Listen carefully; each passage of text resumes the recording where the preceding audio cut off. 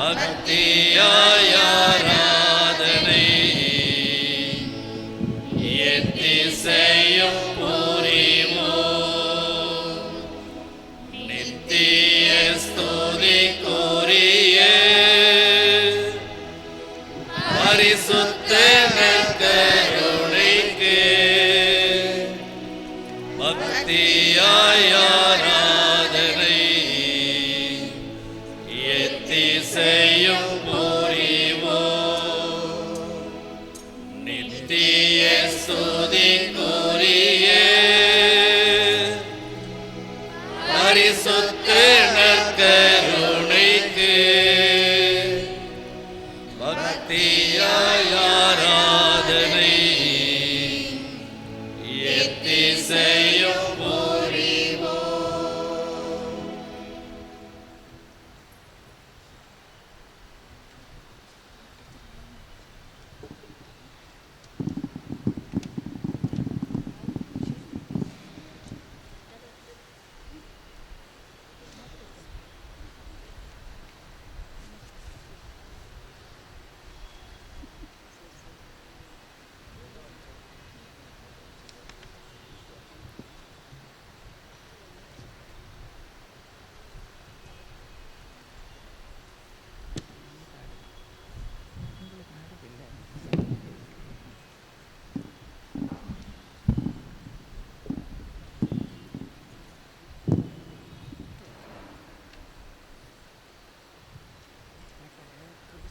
அன்புக்குரிய சகோதரிகளே, சகோதரர்களே, ஆண்டவருடைய அதி உன்னத பிரசன்னத்தில் நாம் கூடி வந்திருக்கிறோம். மிக அழகான ஒரு சிலுவை பாதையை நாம் செய்து முடித்திருக்கிறோம். செய்து முடித்ததனுடைய நிறைவும் திருப்தி கூட ஒரு சிலருக்கு கிடைத்திருக்கும். ஆண்டவருடைய சிலுவை பாதை என்பது மிகவும் எளிதானதும் லகுவானதும் கிடையாது. கடினமானதும் வலியை கொடுக்கக்கூடியதும் காயங்களை ஏற்படுத்துவதும் கஷ்டங்களை உருவாக்குவதும் கூட.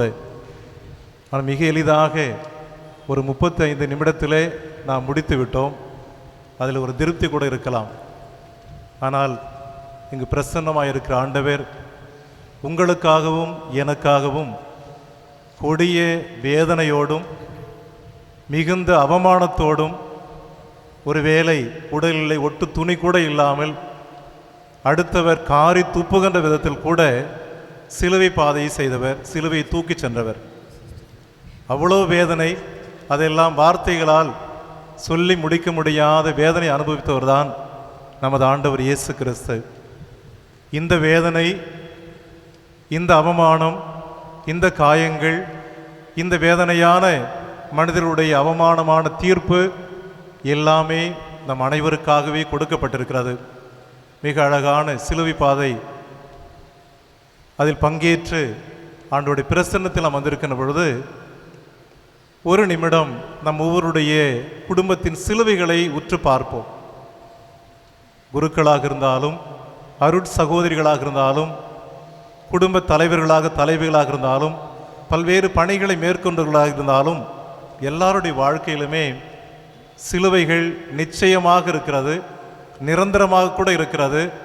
தூக்க முடியாத கூட தவித்து கொண்டிருப்போம். தாளாமல் யாராவது தாங்குவதற்கு உதவுவதற்கு சீமோன் போல வருவார்களா என்று கூட ஏங்கி கிடப்போம். சிலுவைகளை பகிர்வதற்கு ஆள் தேடி கொண்டிருப்போம். அப்படிப்பட்ட நிலையில் நமது குடும்பங்கள், நமது பணித்தளங்கள், நாம் சந்திக்கிற மனிதர்கள், நமக்கு இருக்கின்ற சவால்கள், நாம் எதிர்கொள்கின்ற போராட்டங்கள் எல்லாவற்றிலும் நமக்கு முன்பாக இருப்பது, முன்னோடியாக இருப்பது, முன் சென்று கொண்டிருப்பது நம் ஆண்டவர் இயேசு கிறிஸ்து மட்டும்தான். எனவே குடும்பத்தினுடைய அத்தனை பாரங்களையும், மன சுமைகளையும், கடன் துயர்களையும், நோய்களையும், வேதனைகளையும், நாம் எதிர்பார்த்து ஏமாந்து போன தருணங்களையும் நாம் ஆண்டவருடைய கரத்திலே ஒப்பு கொடுப்போம். அவர் மட்டுமே நமக்கு ஆதாரமாக இருக்கக்கூடியவர், நமக்கு ஆறுதலாக இருக்கக்கூடியவர், நம்ம சிலுவை பயணத்தில் தூக்குவதற்கான வலிமையை கொடுக்கக்கூடியவர். அந்த உணர்வோடு தயவு செய்து எழுந்து நின்று இந்த ஆறுதல் தருகின்ற ஆண்டவருடைய வார்த்தைகளை தியானித்து இந்த பாடலோடு நாம் இந்த இறை வழிபாட்டை தொடங்குவோம். தயவு செய்து எழுந்து நில்லுங்கள். நீங்கள் பாட வேண்டிய வார்த்தை, ஆறுதலான ஆண்டவரே ஆதரவு என்றும் எனக்கு நீரே. சொல்லுங்க பார்க்கலாம். ஆண்டவரே ஆதரவு என்றும் எனக்கு நீரே. மீண்டுமாக, ஆறுதலான ஆண்டவரே ஆதரவு என்றும் எனக்கு நீரே.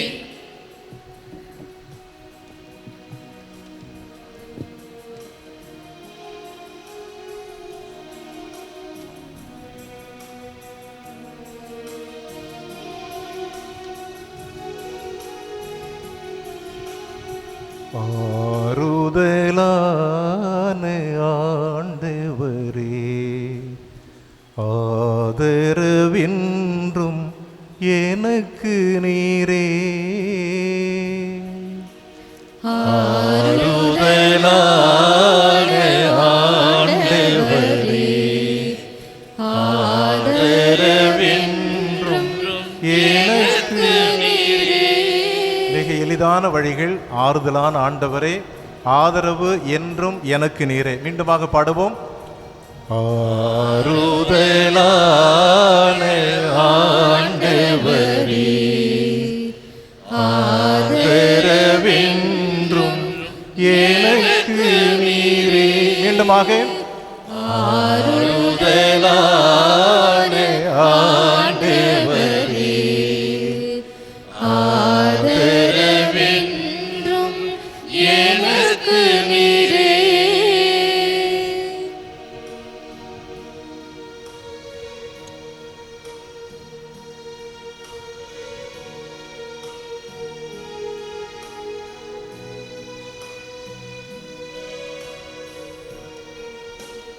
என் கவலை என் கண்ணீர் ஏனை வருத்தும் வேதனைகள். என் கவலை என் கண்ணீர் ஏனை வருத்தும் வேதனைகள். என் பயங்கள் நெருக்கடிகள் எல்லாம் ஏற்றென்னை தேற்றுமையா. என் பயங்கள் நெருக்கடிகள் எல்லாம் ஏற்றென்னை தேற்றுமையா. ஆறுதலான ஆண்டவரே ஆதரவென்றும் எனக்கு நீரே. ஆறுதலான ஆண்டவரே ஆதரவென்றும் எனக்கு நீரே.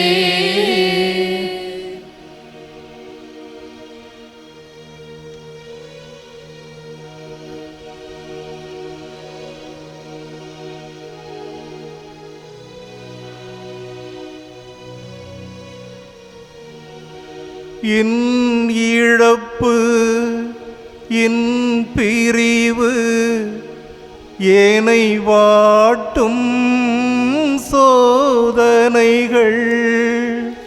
என் இழப்பு என் பிரிவு ஏனை வாட்டும் சோதனைகள்.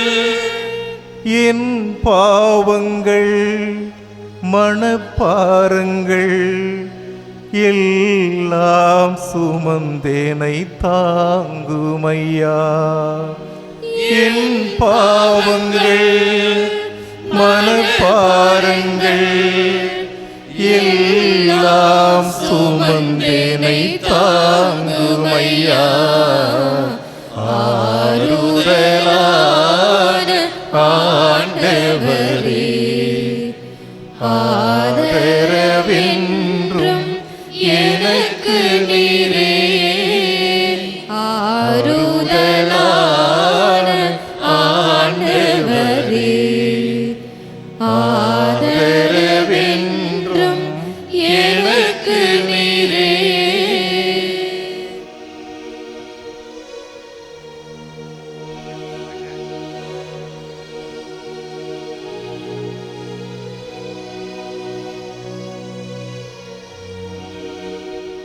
என் குடும்பம், என் பணிகள், ஏனை அழுத்தும் பல சுமைகள். என் குடும்பம், என் பணிகள், ஏனை அழுத்தும் பல சுமைகள். என் நோய்கள், கடன் துயர்கள் எல்லாம் பார்த்தென்னை நடத்துமையா. என் நோய்கள், கடன் துயர்கள் எல்லாம் பார்த்தென்னை நடத்துமையா. ஆறுதலான ஆண்டவரே, ஆதரவென்றும் எனக்கு நீரே. ஆறுதலான ஆண்டவரே, ஆதரவென்றும் எனக்கு நீரே.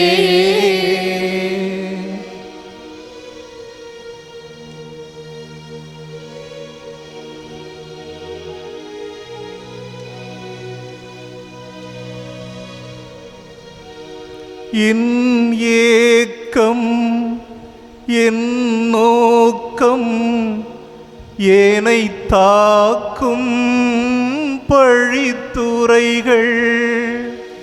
என் ஏக்கம், என் நோக்கம், ஏனை தாக்கும் பழித்துரைகள். என் பலங்கள், பலவீனங்கள் எல்லாம் அறிந்தென்னை ஆளுமையா. என் பலங்கள், பலவீனங்கள் எல்லாம் அறிந்தென்னை ஆளுமையா. ஆறுதலான ஆண்டவரே, ஆதரவென்றும் எனக்கு நீரே. ஆறுதலான ஆண்டவரே, ஆதரவென்றும் எனக்கு நீரே. ஆறுதலான ஆண்டவரே, ஆதரவென்றும் எனக்கு நீரே. ஆறுதலான ஆண்டவரே,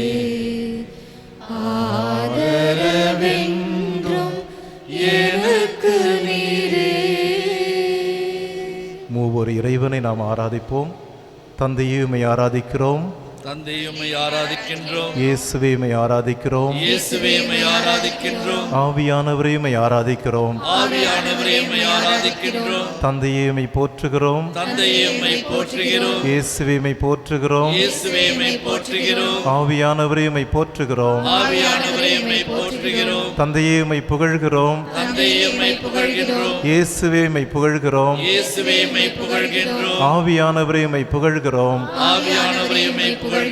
தந்தையை உம்மை வணங்குகிறோம், தந்தையை உம்மை வணங்குகின்றோம். இயேசுவை உம்மை வணங்குகிறோம், இயேசுவை உம்மை வணங்குகின்றோம். ஆவியானவரை உம்மை வணங்குகிறோம், ஆவியானவரை உம்மை வணங்குகின்றோம். தந்தையை உம்மை அன்பு செய்கிறோம், தந்தையை உம்மை அன்பு செய்கின்றோம். இயேசுவை உம்மை அன்பு செய்கிறோம், இயேசுவை உம்மை அன்பு செய்கின்றோம். ஆவியானவரை உம்மை அன்பு செய்கிறோம். ஆவியானவரை உம்மை அன்பு செய்கின்றோம்.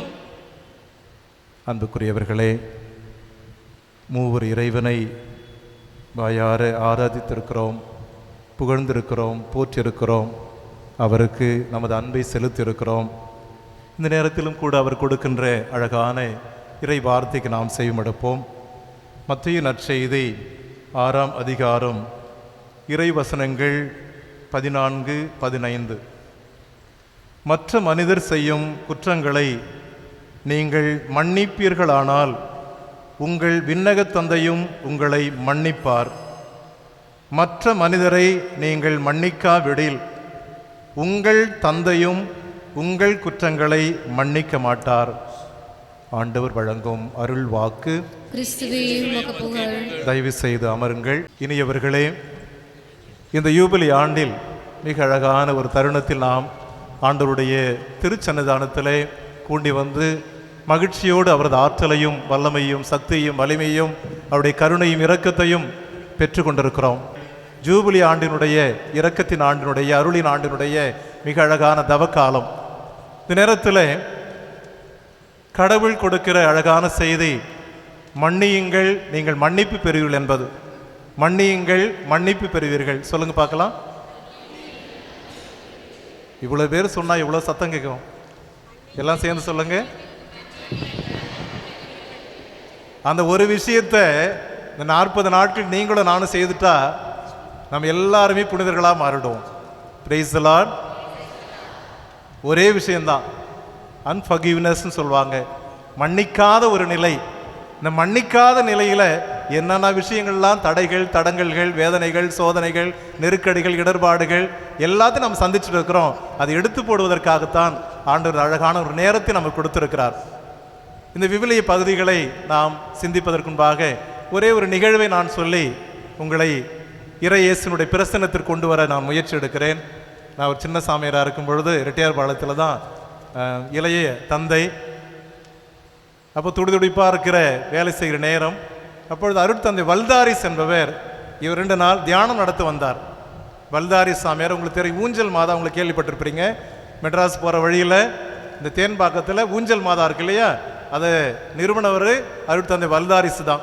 அப்போ 2 நாள் அவங்க எங்களுக்கு தியானம் கொடுக்க வந்த பொழுது 30 வருஷத்துக்கு முன்னாடி எனக்கு கதையை சொல்கிறேன். இப்போ சொன்னார், தம்பி 2 நாளில் நீ நிறைய டாக்கெல்லாம் கேட்டிருப்பேன், ஆனால் பாவசிங்களை தொட்டியில் உட்காந்தீங்கன்னா நிறைய புதுமைகளை பார்க்க போகிற அப்படின்னு சொன்னார்.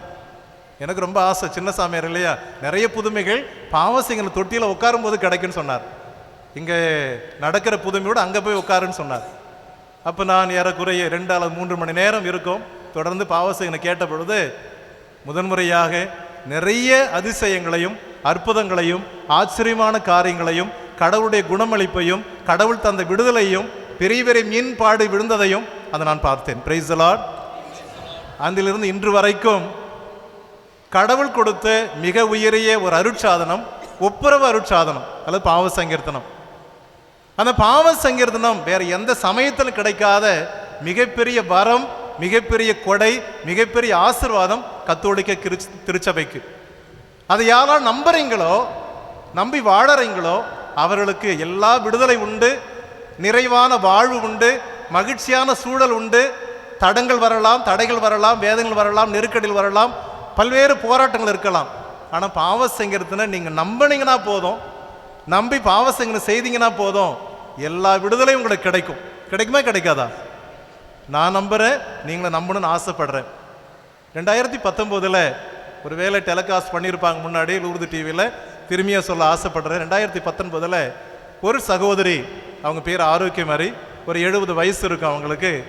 அந்த சமயத்தில் அவர்கள் புற்றுநோயினால் பாதிக்கப்பட்டிருந்தாங்க. தொண்டை புற்றுநோய், அவங்க எதையும் விழுங்க முடியாது. அப்போது ஹியூமோலாம் கொடுக்குறாங்க, ஹியூமோதெரப்பி கொடுக்குறாங்க. 3-4 தடவை 5 தடவை போய் வந்துட்டாங்க. டாக்டர் சொல்லிட்டாரு ஒரு சில மாதங்கள் தான் இந்த அம்மா இருப்பாங்க. அப்போல்லாம் முடி கொட்டிடுச்சு, முடியெல்லாம் கொட்டிடுச்சு. ஒரு சில மாதங்கள் மட்டும்தான் இவங்க உயிரோடு இருக்க முடியும். நம்ம ஏறக்குறைய பல ஹியூமோதெரப்பியெல்லாம் கொடுத்து பார்த்தாச்சு, எல்லாம் இம்ப்ரூவ்மெண்ட் இல்லை அப்படின்னு சொல்லிட்டு கைவிடப்பட்ட நிலையில் இருந்த ஒரு அம்மா அவங்க, என்னுடைய பங்கு சார்ந்தவங்க. அப்பொழுது அவளை சந்திக்க நான் சென்றிருந்தேன். சந்தித்த பிறகு நான் சொன்னேன், இன்றைக்கி நான் வெறுமனை சந்திச்சுட்டு பிளஸ் பண்ணிட்டு போகிறேன், ஆசீர்வதிச்சுட்டு போகிறேன். ஆனால் ஒரு 2 வாரம் பொறுத்து வருவேன். நீங்கள் முழுமையாக பாவசங்கனம் பண்ணணும், நல்ல பாவசங்கனம் பண்ணணும். நீங்கள் பிறந்ததுலேருந்து வளர்ந்ததுலேருந்து என்னென்ன செய்ய எல்லாத்தையும் சொல்லணும் அப்படின்னு சொல்லி கொடுத்துட்டு நான் 2 வாரத்துக்கு பிறகு அங்கே சென்ற பொழுது ஏறக்குறைய 1 மணி நேரத்திற்கு மேலாக அந்த சகோதரி ஒரு நல்ல பாவசங்கனை செய்தாங்க. 1 மணி நேரம் அப்படின்னா நினைக்கிறீங்களா? அவங்க வாழ்நாள் முழுசும் என்னென்ன செய்தாங்க, என்னென்ன காரியங்கள் தடையாக இருந்தது, இதெல்லாம் கடவுளுக்கும் மனுஷங்களுக்கும் துரோகம் செய்தாங்க, எல்லாவற்றையும் அவர்கள் 1 மணி நேரத்திற்கு மேலாக அறிக்கையிட்டு அழுது, ஆண்டவரே நான் பெரிய பாவி, என்னை மன்னியும் சொல்லி கடவுளுக்கு முன்பாக அந்த ஒப்புரவு அருட்சாதனை ஏற்றுக்கொண்ட பிறகு நான் அந்த வீட்டாரிடம் சென்று சொன்னேன், நான் கேரண்டி கொடுக்கிறேன், 100% இந்த சகோதரி புற்றுநோயிலிருந்து விடுதலை பெறுவார் என்று சொன்னேன். Praise the Lord, praise the Lord, praise the Lord. பாவசங்கனம் முடிச்ச உடனே நான் என்ன மந்திரவாதியா அல்லது பெரிய டாக்டரா? நான் எப்படி சொல்ல முடியுது? ஆண்டவருடைய வெளிப்பாடு. அந்த வீட்டுக்கு போயிட்டு சொன்ன நான் 100% ஆண்டவர் புற்றுநோயிலிருந்து இவருக்கு விடுதலை கொடுப்பார் என்று சொன்னேன். அது ஏறக்குறைய ஒரு அக்டோபர் மாதமாக இருக்கும். டிசம்பர் மாதத்திற்குள்ளாக சரியாகிவிட்டார். அப்பொழுது அவர் சொன்னாங்க, சாட்சி சொன்னாங்க, டெலிவிஷனில் சொன்னாங்க, சர்வியாவில் எழுதினாங்க. 2019 நான் சொன்னேன், இன்னைக்கு 2025. இன்றும் அவர் உயிருள்ள சாட்சியாக பாண்டிச்சேரியில் இருக்கிறார். முடியெல்லாம் நல்லா வளர்ந்துருச்சு. கொட்டி போன முடியெல்லாம் நமக்கு வராது, அவங்களுக்கு கொட்டி போன முடியெல்லாம் வந்துருச்சு. அழகாக இருக்கிறாங்க. 2025 கடவுளுடைய திட்டம். நல்ல பாவசங்கனம் செய்கின்ற பொழுது. Price the Lord, praise the Lord. அப்போ இந்த தவக்காலத்தில் 40 நாட்கள் கொடுக்கப்பட்டிருக்கு. யாரெல்லாம் பாவசங்கனம் செய்வீங்க? கையை தூக்குங்க பார்க்கலாம். 2-3 கை மட்டும் தான் இப்படி வருது. பாவசங்கனம் அவ்வளோ பயமா உங்களுக்கு? கையை தூக்கல. நான் கேட்ட கேள்வி புரியல உங்களுக்கு நிறைய பேருக்கு. பாவசங்கனம் செய்ய மாட்டீங்களா? செய்ய மாட்டீங்களா? செய்வீங்களா? கடவுள்கிட்ட சொல்றீங்க, என்கிட்ட சொல்லலை. ஒரு நல்ல ஒப்புரவு அருட்சாதனம் செய்கின்ற பொழுது கடவுள் எல்லாவற்றையும் கொடுப்பார். பாவத்திலிருந்து மன்னிப்பு கொடுப்பார், நோயிலிருந்து விடுதலை கொடுப்பார், பொருளாதார தடைகள் உடையும், நிறைவான வாழ்வு கிடைக்கும், நிறைவான மகிழ்ச்சி கிடைக்கும், நிறைவான சமாதானம் கிடைக்கும்.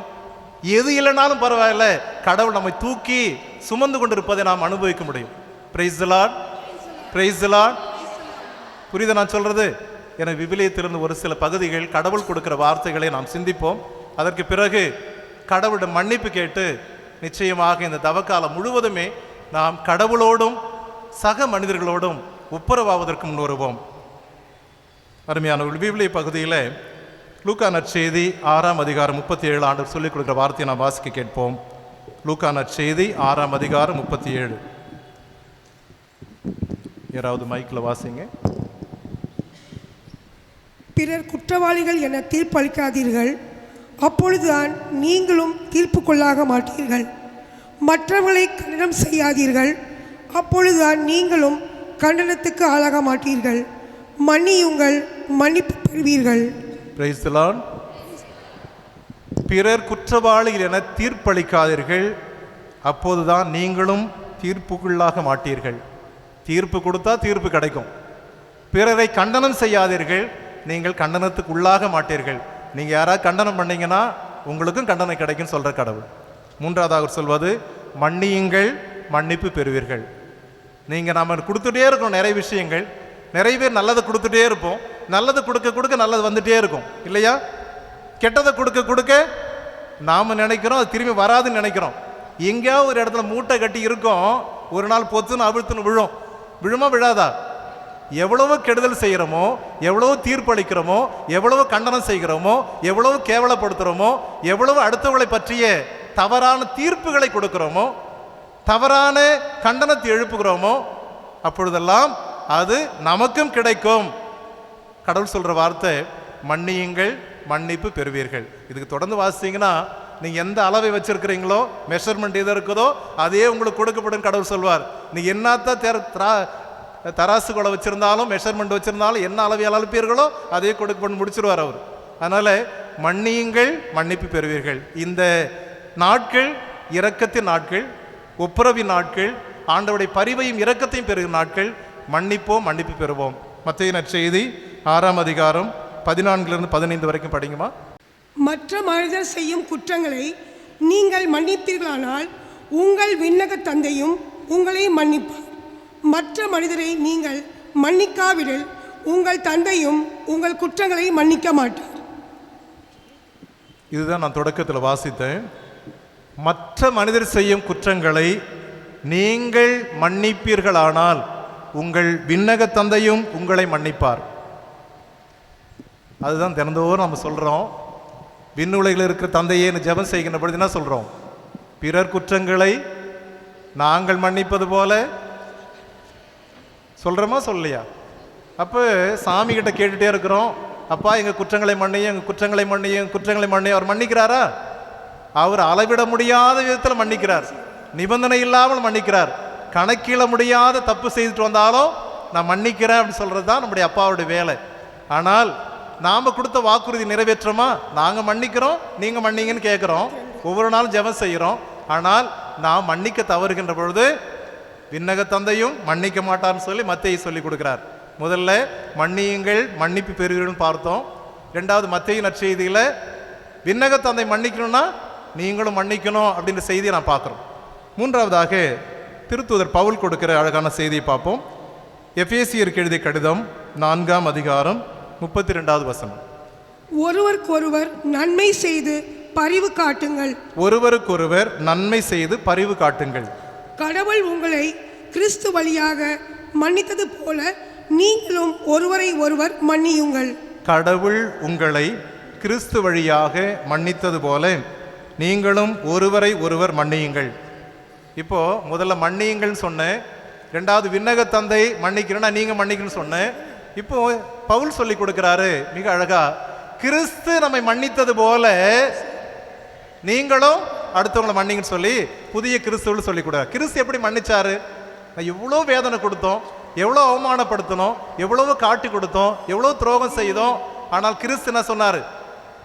தந்தையே, இவள் செய்வது என்னதென்று அறியாமல் செய்கிறார்கள். அது மட்டுமல்ல, நம்ம மன்னிப்பினுடைய அடையாளம் என்ன தெரியுமா? அவர் பாவிகளுடைய பாதங்களை தொட்டு கழுவி முத்தமிட்டு நான் ஏற்றுக்கொள்கிறேன்னு சொன்னார். அந்த 12 பேருமே புனிதர்கள் கிடையாது, இப்போ புனிதர்கள் தான் அவங்க. ஆனால் சாதாரணமானவருடைய பாதங்களை எல்லாம் கழுவி ஒப்புரவு செய்தியை கொண்டு வந்தார். ஒப்புரவு. கிறிஸ்து நம்மை மன்னித்தது போல நீங்களும் மன்னியுங்கள். நம்ம எதுவுமே அவர் நிபந்தனை போடலை. பேதுரு கேட்பாரு, ஆண்டவர் எத்தனை முறை மன்னிக்கிறது? 7 முறை போதுமா? கொஞ்சம் ஓவரா பேசுவார் பேதுரு. ஏன்னா யூதருடைய சமய பற்றுதல 3 முறை மன்னிச்சா போதும், 3 முறையே அதிகம், 4வது முறை மன்னிக்க வேண்டிய அவசியமே கிடையாது அப்படின்னு சொல்லி யூத மரபு இருக்கின்ற பொழுது இவர் கொஞ்சம் கூட்டி 2 மடமாக்கி ஒன்றை ஏற்றி 7 முறை சொல்வார். அப்போ சாமி சொல்லுவாங்க, என்ன சொல்றார் இயேசு? 7 முறை இல்லை, 70 முறை அப்படின்னா அர்த்தம். கணக்கு போட்டு அவ்வளோ பண்ணிக்கணுமா? இன்டெஃபினிட்னு அர்த்தம். மன்னிக்கிறது கணக்கே கிடையாது, மன்னிச்சுட்டே இருக்கணும்னு சொல்ற இயேசு தான் நம்ம கற்றுக் கொடுத்துருக்கிறார். ஆனால் நம்மளால் முடியுமா? நம்மளால் செய்ய முடியுமா? நீங்கள் செய்து பாருங்க, நீங்கள் இயேசுவா மாறிடுவீங்க, இயேசுனுடைய பிள்ளைகளாக மாறிடுவீங்க. Praise the Lord, praise the Lord. Paul சொல்லி கொடுக்குற வார்த்தை நான் மன்னிச்சது போல இல்லை, நம்ம ஆண்டவர் இயேசு கிறிஸ்து உங்களை மன்னித்தது போல நீங்களும் அடுத்தவர்களை மன்னிங்களேன்னு சொல்லி பவுல் சொல்லி கொடுக்குறாரு. அதே போல் இன்னொரு வசனம் கூட அழகா பவுல் சொல்வாரு. கொலோசியருக்கு எழுதிய கடிதம் 3ஆம் அதிகாரம் 13வது இறை வசனம். ஒருவரை ஒருவர் பொறுத்து கொள்ளுங்கள். ஒருவரை பற்றி ஒருவருக்கு ஏதாவது மனத்தாங்கள் இருந்தால் அவங்களை மன்னியுங்கள். ஆண்டவர் உங்களை மன்னித்தது போல நீங்களும் மன்னிக்க வேண்டும். ஆண்டவர் உங்களை மன்னித்தது போல நீங்களும் மன்னிக்க வேண்டும். ஒருவரை பொறுத்து கொள்ளுங்கள். உடனே எரிஞ்சு விடுறதில்லை, ஜம்ப் பண்ணுறதில்லை, கத்துறதில்லை, கூச்சல் போடுறதில்லை, பொறுத்து கொள்ளுங்கள். ஏன்னா ஆண்டவர் உங்களை பொறுத்து கொண்டிருக்கிறார், ஆண்டவர் உங்களை சகித்து கொண்டிருக்கிறார், ஆண்டவர் உங்களை பொறுமையோடு பார்த்து கொண்டிருக்கிறார். ஆண்டவர் பொறுத்து கொள்வது போல, பொறுமையோடு காத்திருப்பது போல, உங்களை மன்னிப்பது போல நீங்களும் மன்னியுங்கள். முதல் லூக்கா சொன்னது மன்னியுங்கள் மன்னிப்பு பெறுவீர்கள். மத்தேயு சொல்லி கொடுத்தது விண்ணக தந்தை மன்னிப்பது போல நீங்களும் மன்னிங்கன்னு சொன்னாரு. பவுல் சொல்லி கொடுக்கிறாரு கிறிஸ்துவை போல மன்னிங்கன்னு சொன்னாரு. இப்போ மீண்டும் அவர் சொல்லிக் கொடுப்பது ஆண்டவரை போல நீங்கள் மன்னியுங்கள். இப்போ பேதுரு, நம்முடைய முதல் திருத்தந்தை பேதுரு சொல்ற வார்த்தை கூட கேட்போம். முதல் பேதுரு 4ஆம் அதிகாரம் 8வது இறைவசனம். எல்லாவற்றுக்கும் மேலாக ஒருவருக்கொருவர் ஆழ்ந்த அன்பு காட்டுங்கள், ஏனெனில் அன்பு திரளான பாவங்களை போக்கும். அன்பு திரளான பாவங்களை போக்கும். அவர் நம்முடைய திருத்தந்தை, முதல் திருத்தந்தை பேதுரு சொல்லி கொடுக்கிறாரு, அன்பு செய்யுங்க போதும். நான் மன்னிக்கிறேன், நான் இரக்கம் காட்டுறேன், நான் ஏற்றுக்கொள்றேன், நான் பொறுத்து கொள்றேன் அப்படின்னு சொல்றதை விட அன்பு காட்டுங்கள். பகைவர்களை அன்பு காட்டுங்கள். ஏன் சொல்லி கொடுக்குற வார்த்தை இது. பகைவர்கள் அன்பு காட்டுங்கள். நீங்க அன்பு செய்யும் பொழுது இந்த அன்பு ஏராளமான குற்றங்களை அல்லது பாவங்களை, திரளான பாவங்களை போக்கி நம்மை விடுதலையாக்கும். நம்ம மனசார அன்பு செய்யறோம்னு சொன்னா நீங்க எவ்வளோ பாவங்கள் செய்திருந்தாலும், குற்றம் குறைகள் இருந்தாலும் அதை சரி செய்வது அன்புதான் என்று சொல்லிக் கொடுக்கிற பேதுருடைய வார்த்தைகளை பார்க்கிறோம். மீண்டுமாக பவுலுடைய வார்த்தை 1 கொரிந்தியர் 13ஆம் அதிகாரம் 7வது இறைவசனம். அன்பு அனைத்தையும் பொறுத்து கொள்ளும், அனைத்தையும் நம்பும், அனைத்தையும் எதிர்நோக்கியிருக்கும், அனைத்திலும் மன உறுதியாயிருக்கும். அன்பு அனைத்தையும் பொறுத்து கொள்ளும். அன்பு இல்லைன்னு சொன்னால் எல்லாமே அங்கு வேதனையாக இருக்கும், எல்லாமே பகையாக இருக்கும், எல்லாமே வெறுப்பாக இருக்கும், எல்லாமே பிளவாக இருக்கும், எல்லாமே சண்டை சச்சரவாக இருக்கும், எல்லாமே தடையாக இருக்கும். Price the Lord, praise the Lord. அந்த பவுலுடைய வார்த்தைகள் 1 கொரிந்தியர் 13ஆம் அதிகாரம் அன்பை பற்றி மிக நீண்ட பகுதி. அதில் கொடுக்கப்பட்ட இந்த 7வது வசனத்தில் அன்பு அனைத்தையும் பொறுத்து கொள்ளும், அனைத்தையும் பொறுத்து கொள்ளும். அன்பு இருந்துச்சுட்டோம்னா அம்மாவாக இருந்தாலும் அப்பாவாக இருந்தாலும் நம்ம பிள்ளைகள் செய்கிற சேஷ்டையெல்லாம் பொறுத்துக்கிறோம் இல்லையா? அதே போல தான் கூட இருக்கிற சகோதரர்களுடைய பல்வேறு தடைகள், வேதனைகள், நெருக்கல் எதுவாக இருந்தாலும் பொறுத்து கொள்கின்ற பொழுது நாம் கடவுளோடும் மனிதர்களோடும் ஒப்புரவாக முடியும் என்ற செய்தியை பவுல் கொடுக்கிறார். நிறைவாக இன்னொரு யோவான் கொடுக்கிற வார்த்தை, முதல் யோவான் 1ஆம் அதிகாரம் 9வது இறைவசனம். 1 யோவான் முதல் அதிகாரம் 9வது இறைவசனம்.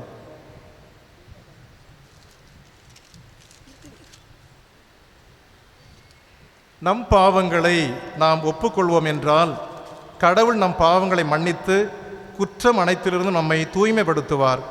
ஏனெனில் அவர் நம்பிக்கைக்குரியவர், நேர்மையுள்ளவர். நம் பாவங்களை எல்லாம் ஒப்புக்கொண்டு ஏற்றுக்கொண்டு நாம் கடவுளிடம் வருகின்ற பொழுது அவர் எதையுமே அவர் கணக்கு போட்டு பார்த்து தண்டனை கொடுக்கிற நியாயாதிபதி, நீதிபதி கிடையாது. மன்னிக்கின்றவர், இரக்கம் காட்டுகிறவர், நம்ம ஏற்றுக்கொள்கிறவர். Praise the Lord, praise the Lord. அதே கடவுள்தான் கடைசியில் சிலுவையிலே அறையுண்ட பொழுது எல்லாவற்றையும் ஏற்றுக்கொண்ட பொழுது கடைசியாக சொன்ன வார்த்தை லூக்கா நற்செய்தி 23:34 தந்தையே அவர்களை மன்னியும், ஏனெனில் தாங்கள் செய்வது என்னவென்று இவர்களுக்கு தெரியவில்லை. Price the Lord, praise the Lord. அருமையானவர்களே, இந்த மன்னிப்பு விவிலிய பகுதி முழுவதுமே நீங்கள் படிச்சீங்கன்னா கடவுளுடைய பேரன்பையும் கடவுளுடைய கிருபையையும் கடவுளுடைய பரிவையும் கடவுளுடைய இரக்கத்தையும் மிகுதியாக கொட்டி கிடப்பதை பார்க்கலாம். நான் ஒரு சில வசனங்கள் மட்டும் எடுத்த நூற்றுக்கணக்கான இறை வசனங்கள் வழியாக கடவுள் பேசுகின்ற பொழுது நான் பேரன்பு கொள்கின்ற கடவுள் என்று சொல்வார். இரக்கத்தின் ஆண்டில் வேலூர் மறை மாநிலத்தில் அந்த கத்தீட்ரலில் 3 நாள் தியானத்துக்காக நான் சென்றிருந்தேன். அப்பொழுது நிறைய இரக்கத்தின் ஆண்டு நிறைய தேடுகின்ற பொழுது அதில் ஒரு டெஃபினிஷன் கொடுத்தாங்க, கடவுள் யாருன்னு சொல்லி. கடவுள் யார், ஹூ இஸ் காட், அதுக்கு அழகான ஒரு டெஃபினிஷன், வரையறை இருக்குது. அதில் விடுதலை பயண நூல் 34ஆம் அதிகாரம் 6-7 வசனங்கள் தான் நிறைய இறையியலால் சொல்லி கொடுக்குறாங்க. விடுதலை பயண நூல் 34ஆம் அதிகாரம் 6-7 வசனங்களில் ஆண்டவர் தன்னை மோயிசனுக்கு வெளிப்படுத்துகிறார். இறங்கி வந்த சீனாய் மலையிலிருந்து இறங்கி வந்த பொழுது சொல்வார், நான் பரிவும் இரக்கமும் உள்ளவர் என்று சொல்வார். நான் பரிவும் இரக்கமுள்ள கடவுள். இன்னைக்கு இந்த கடவுள் பரிவுள்ளவராக இரக்கமுள்ளவராக நம் மத்தியில் இருக்கிறார். நீங்கள் இயேசுனுடைய காலத்தில் இயேசு கொடுத்த பல்வேறு உவமைகள் நிகழ்வுகள் எல்லாம் படிக்கின்ற பொழுது அதில் எவ்வளவு இரக்கம் உள்ளவராக, பரிவுள்ளவராக, கருணை உள்ளவராக, மன்னிக்கின்ற கடவுளாக, நம்ம ஏற்றுக்கொள்கிற கடவுளாக அவர் விளங்குவதை பார்க்கலாம். லூக்கா நற்செய்தி 15ஆம் அதிகாரத்தில் 3 உவமைகள் தொடர்ந்து வரும். அதில் ஆடு, மனிதன், காணாமல் போன நாணயம் இதெல்லாம் பார்க்கின்ற பொழுது ஆட்டுக்குட்டி கிடைச்ச உடனே தோல் மேலே இருக்கும். நீங்கள் நல்ல பாவசிங்கனை செய்துட்டீங்கன்னா எங்கே இருப்பீங்க? சிம்மாசனம் மேலே, கழுத்து மேலே போட்டிருக்கிற ஒரு கடவுளை பார்க்கலாம். ஆனால் ஓடி ஓடி கிடக்கும்போது எங்கே சிக்கிட்டு கிடப்போம். மகன் வரான், திரும்பி வரான், திருந்தி வரான், அப்பாவோட இருக்கிற உறவெல்லாம் துண்டிச்சு போய் எல்லாம் இழந்து திரும்பி வரான். திரும்பி வருகின்றபடி என்ன கிடைக்குது அவனுக்கு? அவன் ஒரு லிஸ்ட்டு போட்டு வருவான், அப்பா இதை செய்து அதை செய்து இப்படி பண்ண அப்படி பண்ண இவ்வளோ வேதனை அநியாயங்களையும் குற்றம் குறைகளை செய்துட்டு வந்திருக்கிறேன்னு சொல்லும்போது லிஸ்ட்டு போட்டு வருவான். அப்பா சொல்லுவாங்க, லிஸ்ட்டெல்லாம் எனக்கு தேவையில்லை, நீ என்னுடைய மகன், அது போதும், திரும்பி வந்துட்டே அது போதும் அப்படின்னு சொல்லி அப்படியே கட்டி அரவணைத்து முத்தமிட்டு அவனுக்கு மோதிரம் கொடுத்து உடை அணிவித்து காலுக்கு செருப்பு கொடுத்து இதோடு மட்டும் இல்லை விருந்து கொண்டாடுகிற ஒரு அப்பா. இன்னைக்கு நாம் ஒப்புரவாகின்ற பொழுது மீண்டுமாக திரும்பி வருகின்ற பொழுது தந்தை சொல்வார், என் பிள்ளை நீ வந்துட்ட, என் மகன் நீ வந்துட்ட, என் மகன் நீ வந்துட்ட, எங்கே ஓடி இருந்த, யார் கூட ஓடி இருந்த, எதையோ தேடி ஓடி இருந்த, இன்னைக்கு திரும்பி வந்திருக்கிற என்னுடைய மகன், என்னுடைய மகள்னு சொல்லி உரிமை கோருகின்ற, உரிமையை கொடுக்கின்ற, அங்கீகாரத்தை கொடுக்கின்ற இயேசு ஆண்டவர் இங்க இருக்கிறார். Praise the Lord, praise the Lord, praise the Lord. லூக்கான செய்தி 19ஆம் அதிகாரத்தில் நம்ம படிச்சோம்னா சக்கேயுனுடைய அந்த ஊமையில் பார்த்து அவர் சொல்வார், சக்கேயு 19:9 இறங்கி வா, இன்று இந்த வீட்டிற்கு மீட்பு உண்டாயிற்று, இவனும் ஆபிரகாமின் மகன் தானேன்னு சொல்வார். Price the Lord. நீங்க திரும்பி வருகின்ற பொழுது அப்பா சொல்வாரு, உங்க வீட்டுக்கு எனக்கு மீட்பு உண்டு, நீங்க இழந்து போனவர் மீண்டும் வந்திருக்கிறீங்க, உங்களுக்கும் மீட்பு உண்டு, உங்களுக்கும் விடுதலை உண்டு, என்னுடைய மகிழ்ச்சியில் பங்கு கொள்ளுன்னு சொல்லுவாங்க. அப்படிப்பட்ட ஒரு ஆண்டவரைத்தான் நாம் வந்திருக்கிறோம். தண்டிக்கிற கடவுளாக, கொடுங்கோளராக, எரிந்து விழுகிறவராக, அல்லது நம்மை பாதாள தள்ளுகின்ற ஒரு கடவுளாக இல்லை, இரக்கத்தின் கடவுள். யூபிலி ஆண்டை நாம் கொண்டாடுகின்ற பொழுது லேவியர் புத்தகம் 25 படித்தோம்னா அதில் ரிவ்யூ, ரெஸ்ட், ரெக்கன்சிலியேஷன், ரெஸ்டோர் இப்படிப்பட்ட வார்த்தைகளை பயன்படுத்துவாங்க. அப்படின்னு சொன்னால் நமது வாழ்க்கையை திரும்பி பார்த்து எங்கிருந்து தொடங்கினோமோ அங்கிருந்து புறப்பட்டு வந்து கடவுள் செய்த நன்மைத்தனங்களுக்கு நன்றி சொல்லி நாம் செய்த அபகரிப்புகளுக்கு, நாம் செய்த வேதனைகளுக்கு, நாம் செய்ய தவறிய நன்மைத்தனங்களுக்கு மீண்டுமாக பிராயசித்தம் தேடுவது, ரெஸ்டோரேஷன், ரெஸ்டிடியூஷன் என்று சொல்வார்கள். திருப்பி கொடுப்பது, அபகரிப்பை சரி செய்வது, இழப்பீடை சரி செய்வது, தூர ஓடி இருந்தால் அருகிலே வருவது, இதைத்தான் ஜூபிலி ஆண்டாக கொண்டாட திருச்சபை அழைப்பு கொடுக்கிறது. இந்த அருமையான நேரத்தில் அற்புதமானவர்களே, கடவுளுக்கு முன்பாக நாம் ஒரு சில நிமிடங்கள் மண்டியிட்டு, கடவுளே எங்கேயோ ஓடி போயிருக்கிறேன், தூரமாக ஓடி போயிருக்கேன், உன்னுடைய பிரசன்னை என்கிட்ட இல்லை, இந்த பிரசன்னை இல்லாததால உன்னை தவிர வேறு ஆட்களை தேடி இருக்கிறேன், உங்களை தவிர வேறு பொருட்களை தேடி இருக்கிறேன், உங்களை தவிர மற்ற சுகங்களை தேடி இருக்கிறேன், உங்களை தவிர வேறு எல்லாம் எங்களுக்கு இன்பம் கொடுக்கணும், அதையெல்லாம் நான் ரசிச்சுட்டு ரசிச்சுட்டு உட்காந்துருக்கிறேன், நீங்கள் மட்டும் போதும்பா எனக்கு. இவ்வளவு அருமையான ஆண்டவர், எல்லாவற்றையும் பார்த்து பார்த்து செய்யக்கூடிய நீங்கள் இருக்கிற பொழுது எல்லாவற்றையும் எழுந்திருக்கிற ஆண்டவரேன்னு சொல்லி ஒரு நிமிடம் நம்மையும் நமது குடும்பங்களை ஒப்பு கொடுத்து மீண்டும் திரும்பி வருவதற்கு முயற்சி எடுப்போம். ஒரு நிமிடம் மண்டியிடுங்கள்.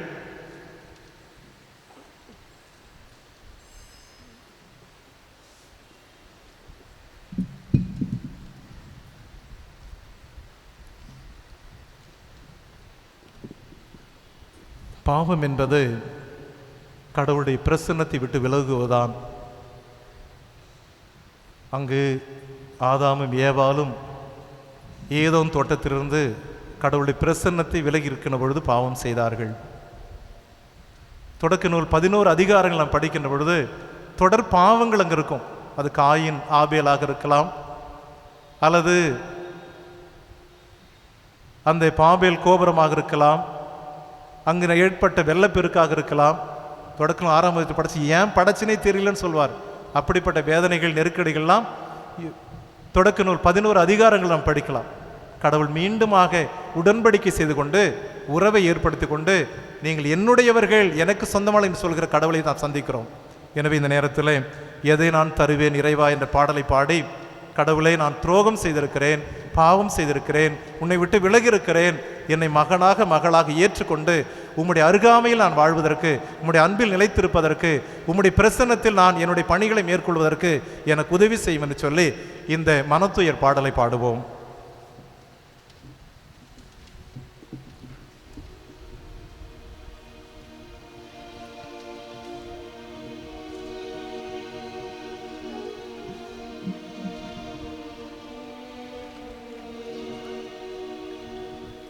இதை நான் தருவேன் இறைவா,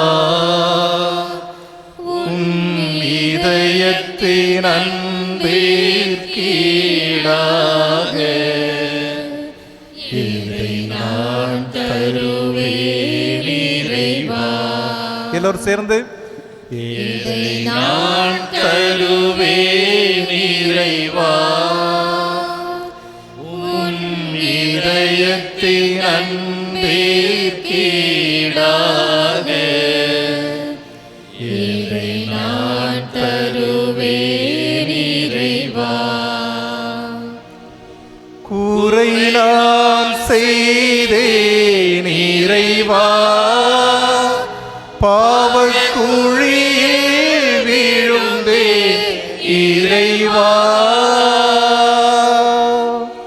கூரை நான் செய்தேன் இறைவா, பாவக்குழியில் விழுந்தேன் இறைவா, கரையாம் பாவத்தை நீக்கிடவே, கரையாம்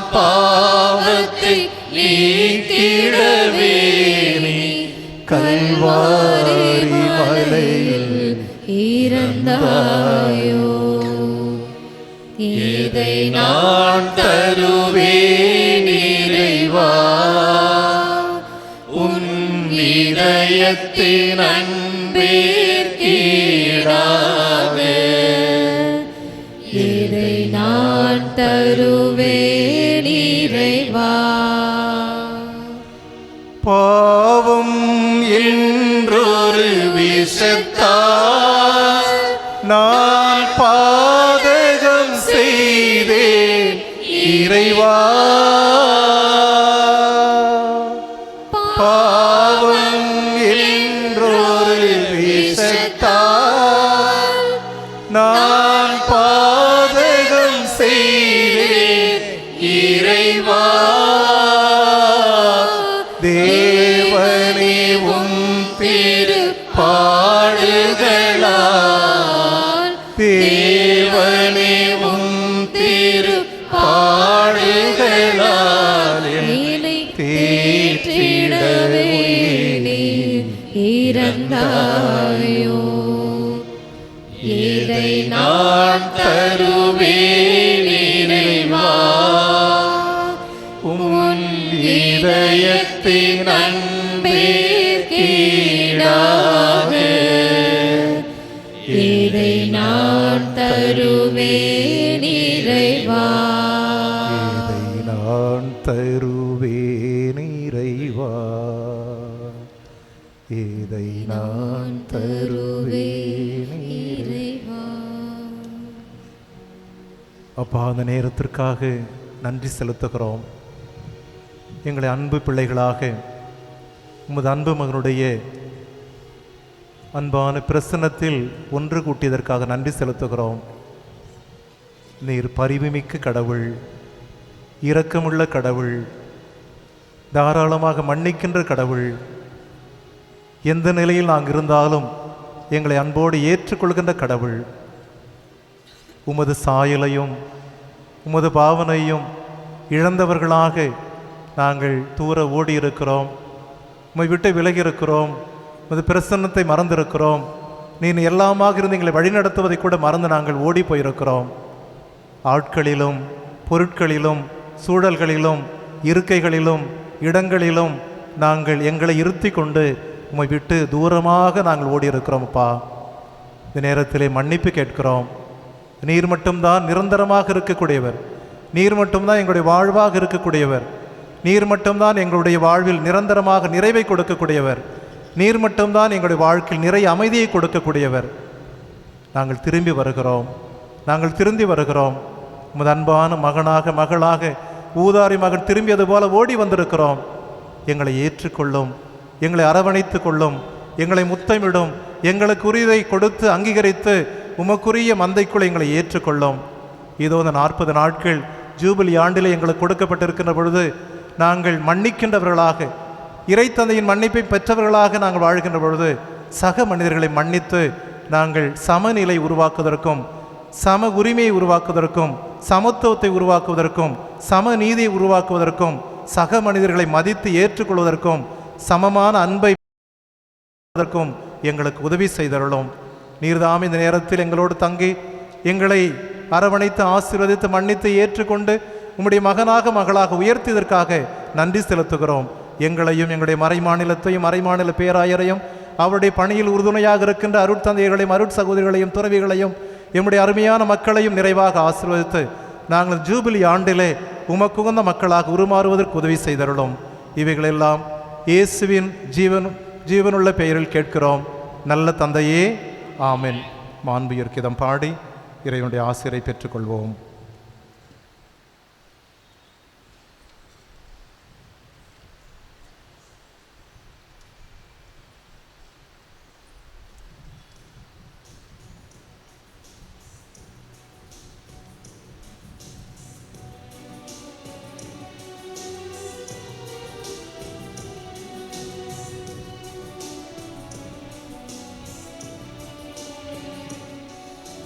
மாண்புயரு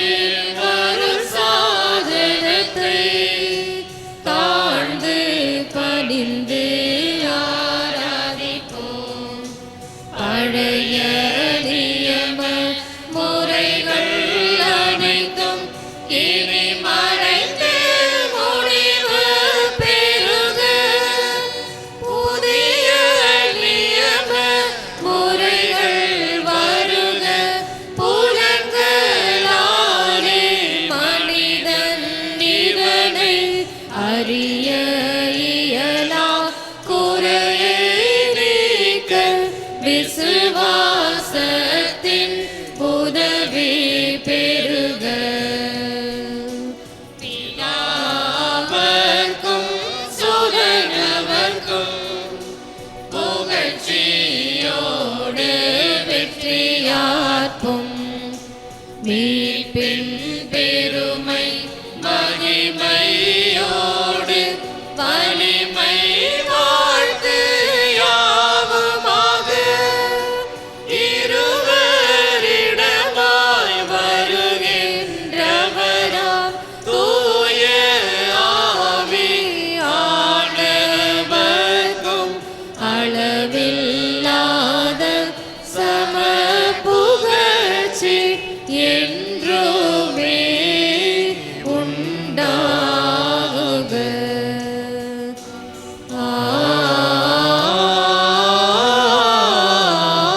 ஆமென். மன்றாடுவோமாக. இறைவா, இந்த வியப்புக்குரிய அருளடையாளத்தலை உம்முடைய பாடுகளின் நினைவை எங்களுக்கு விட்டு சென்றீரே. உமது திருவுடல் இரத்தமாகியவற்றின் தூய மறைபொருளை வணங்கும் நாங்கள் உமது மீட்பின் பயனை இடைவிடாமல் துய்த்துணர்ந்து மகிழ அருள்வீராக.